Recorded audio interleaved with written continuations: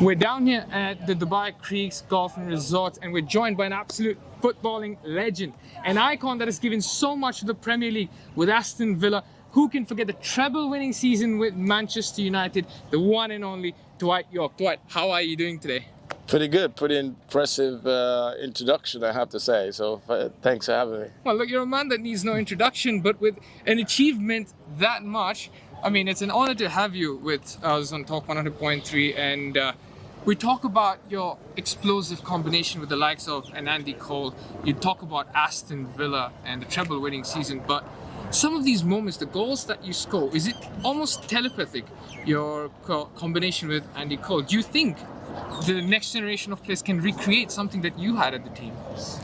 Well, it's obviously the time we had at Manchester United was a unique time. It was a good time in the club history of playing for that club at the moment. It's deep in history, and to be part of that, such an iconic experience, probably the most iconic moment in the club history. It's something that will live forever, and I'm just very lucky and privileged to have the opportunity to be part of that. But yeah, it means so much to just be part of Manchester United as well. Now, you mentioned that golf was the other sport that you loved playing apart from football because it kept you competitive.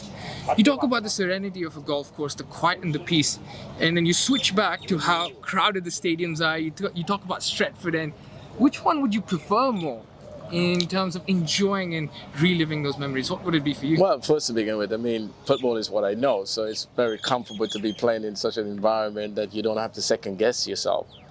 I think with golf, you second guessing yourself because as an individual, but in the team sports or football, we always been, you're always relying on your teammates to do certain things to help you out. And I think the difference is that when you play it in the team sports, a game that I've known from the very beginning, so it's become very normal and I don't have to second guess. But with golf, you second guess yourself a little bit.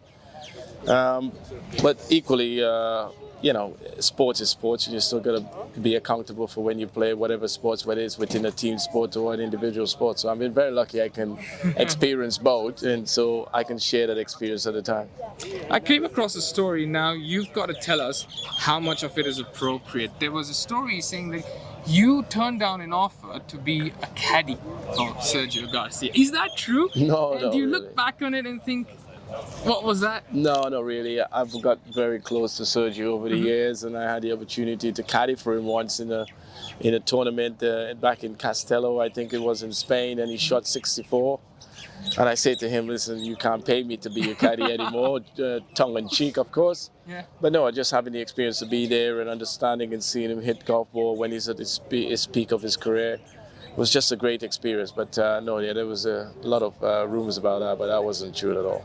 We are here at the DP World Invitational Tour, and golf often happens to be a mix of sport. Some people love it because they use it for their networking opportunities as well. Did you see golf in a way to expand your network post-retirement as well, and how has that sort of helped you? I'm not sure about expanding. I think what it is just provide you to meet different people in different walks of life. Golf does provide that. You come to Dubai, that provide you with the resort like the creek. You get perfect weather, you get a perfect scenario like this, get to play alongside some of the greatest player in the history of Rory and those type of guys, and the young European players coming through. So you really, I'm very blessed that I have the opportunity to experience that, and so I'm very, very lucky. You've been very generous with your time, and I have to ask one final question. One of my favorite clubs, Manchester United. The transfer window is open right now.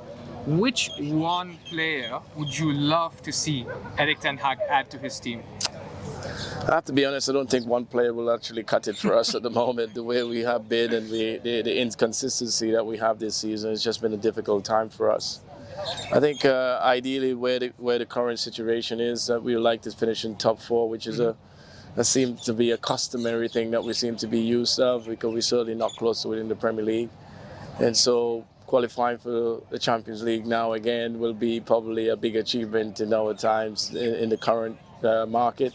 Unfortunately, that's where we are, and that's what we got to live with. So I don't think one player. We need a few players to really make that step up again, and we're a player or two short, not just one.